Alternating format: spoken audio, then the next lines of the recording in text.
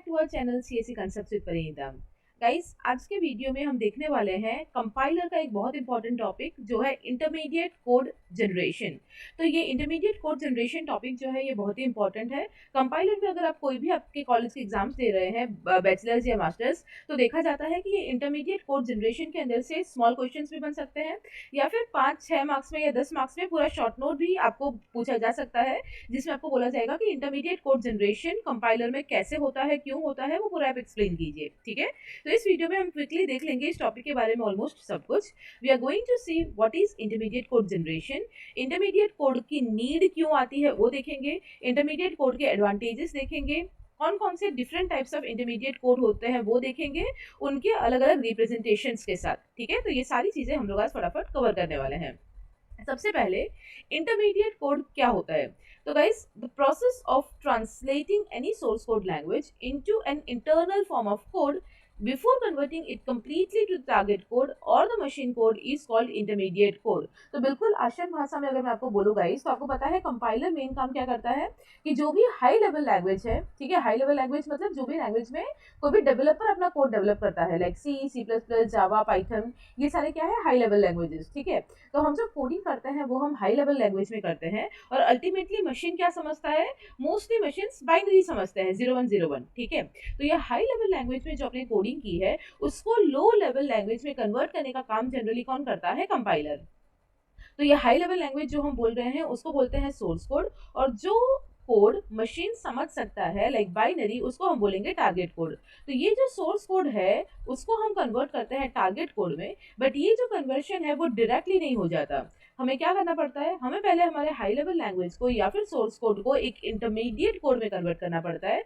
एक मीडियोकर है, ये मीडिएटर है, और ये इंटरमीडिएट कोड जो है वो अगेन बाद में कन्वर्ट होता है टारगेट कोड में। ठीक है, तो अब ऐसा समझिए, हाई लेवल लैंग्वेज या सोर्स कोड और लो लेवल लैंग्वेज या फिर टारगेट कोड के बीच का ब्रिज है ये इंटरमीडिएट कोड। फाइन, कि पहले हम इसको इंटरमीडिएट कोड में कन्वर्ट करेंगे और इंटरमीडिएट कोड को फिर अल्टीमेटली टारगेट कोड में कन्वर्ट करेंगे। फाइन, तो ऐसा क्यों करता है, इंटरमीडिएट कोड की जरूरत क्यों पड़ती है? If any compiler is directly translating the source code to machine code without generating the intermediate code, तो क्या होगा?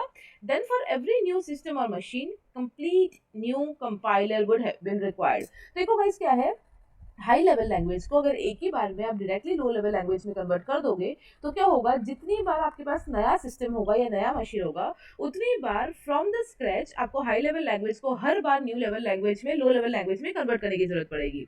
बट अगर आप एक बार अपने हाई लेवल लैंग्वेज को इंटरमीडिएट कोड में कन्वर्ट करते हैं तो उससे क्या होगा कि जितनी बार आप न्यू सिस्टम में काम करेंगे, न्यू कंपाइलर के साथ काम करेंगे, तो आपको न्यू सिस्टम में क्या होगा, सिर्फ इंटरमीडिएट कोड को नए तरीके से लो लेवल लैंग्वेज में कन्वर्ट करने की जरूरत पड़ेगी, आपको पूरा प्रोसेस वापस करने की जरूरत नहीं पड़ेगी। राइट, तो ये सबसे बड़ा इसका फायदा है। Intermediate code eliminates the requirement of any new compiler by keeping analysis part और the front end same for all the compilers. ठीक है, तो इंटरमीडिएट कोड अगर आपके पास होगा तो इंटरमीडिएट कोड जो है वो सारे मशीन्स के लिए इक्वल होता है, उसके बाद का ही काम आपको अगेन एंड अगेन करना पड़ेगा दूसरे कंपाइलर या दूसरे मशीन के लिए, आपको पूरा काम या पूरा कन्वर्शन जो है वो बार बार नहीं करना पड़ेगा। तो इस तरीके से हमारे टाइम, एफर्ट एंड कॉस्ट बचते हैं इंटरमीडिएट कोड के हिसाब से। Fine, that's why intermediate code is important. It is comparatively easy to modify the source code by improving the performance of code by applying techniques of code optimization on the intermediate code। ठीक है, एक और बड़ा फायदा ये है कि एक बार अगर आपने आपके हाई लेवल लैंग्वेज को इंटरमीडिएट कोड में कन्वर्ट कर दिया, फिर अगर आप उसको ऑप्टिमाइज करना चाहते हैं तो इंटरमीडिएट कोड को ऑप्टिमाइज करना बहुत ही ईजी है उससे कि आप हाई लेवल या लो लेवल लैंग्वेज के साथ काम करें। ठीक है, तो इसीलिए इंटरमीडिएट कोड ऑप्टिमाइजेशन के लिए भी बहुत इजी कर देता है। ठीक है, तो कोड ऑप्टिमाइजेशन आप इजीली किसमें अप्लाई कर सकते हो, इंटरमीडिएट कोड में। इसलिए अगर आपने आपके हाई लेवल लैंग्वेज को इंटरमीडिएट में कन्वर्ट किया है तो अगेन यहाँ पे भी आपको फायदा होगा। Fine, then what are the advantages of intermediate code? तो एडवांटेजेस हमने पढ़े ही है, अभी डिस्कस किए हैं, वैसे ही है। Intermediate code is generally machine independent. Because of this machine independence, portability of the code is enhance. जैसे हमने बात किया कि कोई भी पर्टिकुलर मशीन पे वो डिपेंडेंट नहीं होता। ठीक है, हर मशीन के लिए इंटरमीडिएट कोड सेम ही होगा, इसलिए अगर आपको आपका कोड एक मशीन से दूसरे मशीन में लेके जाना हो, किसी और मशीन में रन करना हो, तो आप इजीली कर पाएंगे इंटरमीडिएट कोड के हेल्प से। Retargeting has been facilitated. Now it's easier to modify source code for improving the source code's performance by optimizing the intermediate code. ठीक है, इसके पहले हमने जो पॉइंट्स डिस्कस किए वही पॉइंट्स आप इसमें लिख सकते हो एडवांटेजेस ऑफ इंटरमीडिएट कोड में।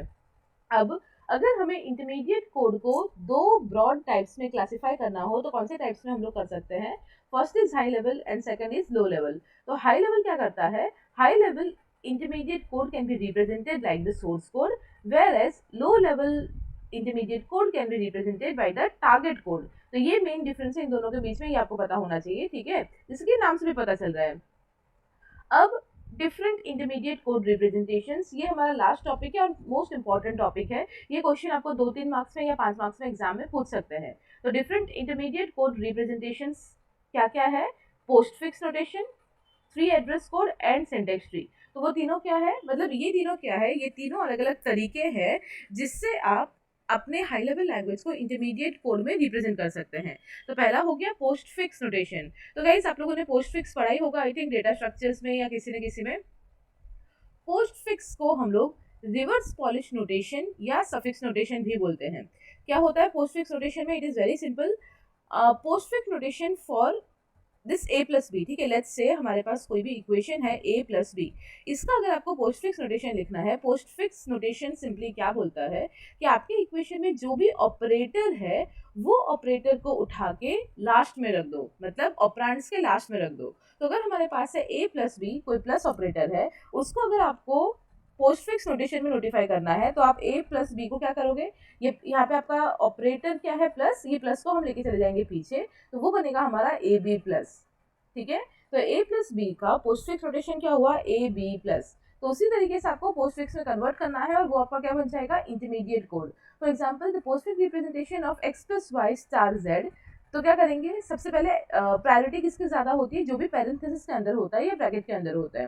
तो इधर ब्रैकेट के अंदर क्या है? एक्स प्लस वाई, तो एक्स प्लस वाई क्या बन जाएगा? X Y plus, right, plus last में चला जाएगा एक्स वाई प्लस, और ये z आगे आ जाएगा, ये स्टार अगेन पीछे चला जाएगा, तो X Y plus Z star. Again second, again the example of this is the postfix representation of this. तो ये पूरा क्या है? ये पूरा नॉर्मल एक्सप्रेशन है। a माइनस बी को आप कैसे लिख सकते हो? A B minus. C plus D को आप क्या लिख सकते हो? C D plus. और a माइनस बी को आप क्या लिख सकते हो? A B minus. और फिर ये बीच वाले जो ऑपरेटर्स है उसको भी उसी तरीके से आप ऑपरेटर को 1 बाय 1 लास्ट में ले जाओगे और वो आपका क्या हो जाएगा? पोस्ट फिक्स रिप्रेजेंटेशन, ठीक है।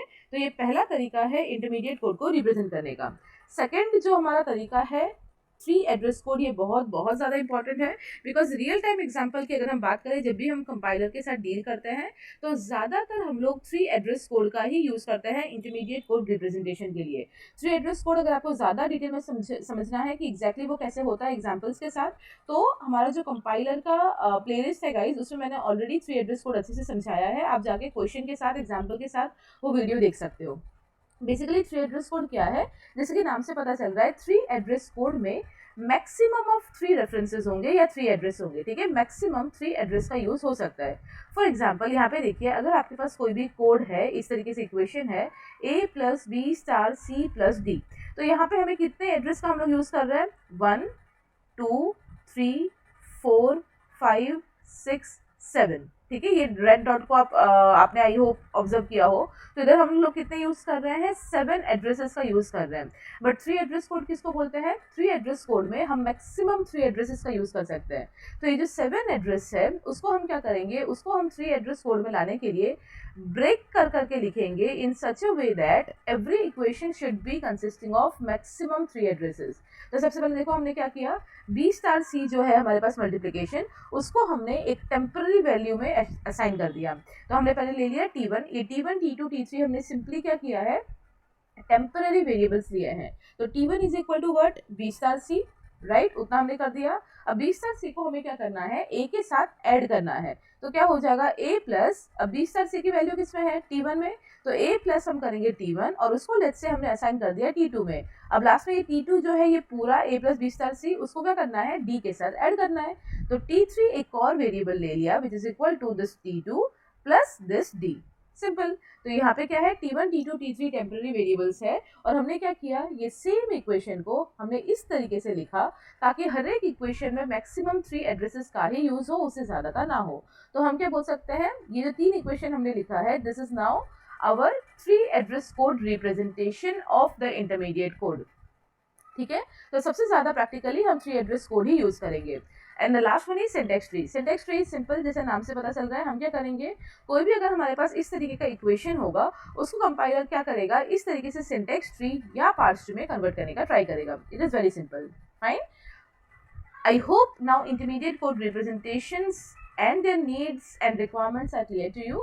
Still, if you have any doubt, कुछ भी समझ में नहीं आ रहा हो या कोई टॉपिक आपको एक्स्ट्रा सीखना है, तो do let me know in the comment section. I will try my best to solve your concern. Thank you.